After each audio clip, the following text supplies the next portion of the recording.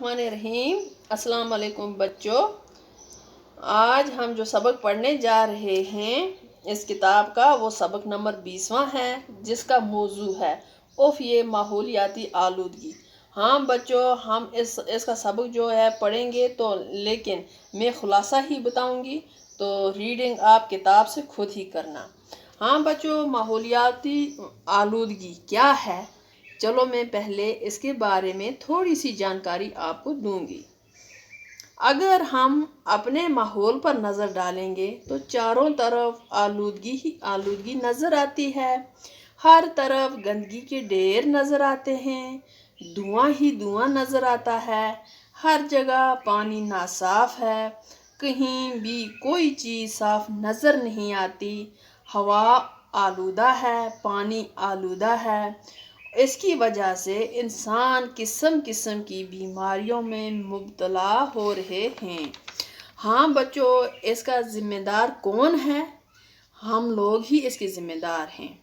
हाँ बच्चों, आगे क्या है, कहीं पर भी हम नज़र डालते हैं हर तरह की आलूदगी नज़र आती है। मुख्तलिफ जगहों पर गंदगी के ढेर पड़े हुए हैं। कहीं पर कारखानों और फैक्ट्रियों का धुआं है तो कहीं पर मशीनों की आवाज़ें कानों को झंझोड़ रही हैं। इनकी शोर की वजह से जिस्म के अज़ा खासकर कान और दिमाग पर बुरा असर पड़ता है। दरिया जो हैं वो कहीं पर भी साफ नज़र नहीं आते, जगह जगह पर बदबूदार पानी है। कारखानों से निकलने वाले कीमियावी मादे बहुत ख़तरनाक होते हैं। इनसे पानी में रहने वाली मखलूक पर भी इनका असर पड़ता है। हाँ बच्चों, जब बरसात की वजह से सैलाब का पानी दरियाओं में आता है, इसके अंदर जो जहर होता है उसकी वजह से मछलियाँ मर जाती हैं। दरिया के किनारे जो बस्तियाँ होती हैं तो इनके हैंड पंप और कुएं का पानी पीने के काबिल नहीं रहता। हाँ बच्चों, अगर हम दरियाए जहलम के पानी को देखें कितना गंदा हो चुका है। ना ही ये पानी हम पी सकते हैं और ना ही कपड़े धोने के लिए इस्तेमाल कर सकते हैं। मुख्तलिफ जगहों पर लोग तो बिला झिझक इस दरिया में गंदगी डालते हैं। दरिया के किनारे जो हैं वो गंदगी के ढेरों से भरे पड़े हैं। यही हाल दरियाए तवी का है। अगर हम गौर करें तो इस बात का जिम्मेदार कौन है? हम ही तो इन सब बातों के जिम्मेदार हैं।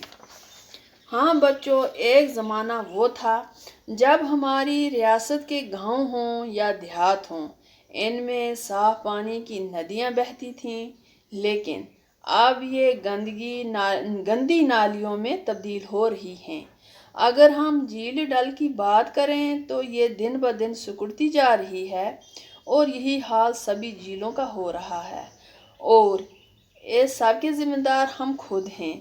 हमने खुद कुदरत के इन ज़खायर को गंदा और आलूदा किया है, जिसका नतीजा हमारे सामने है।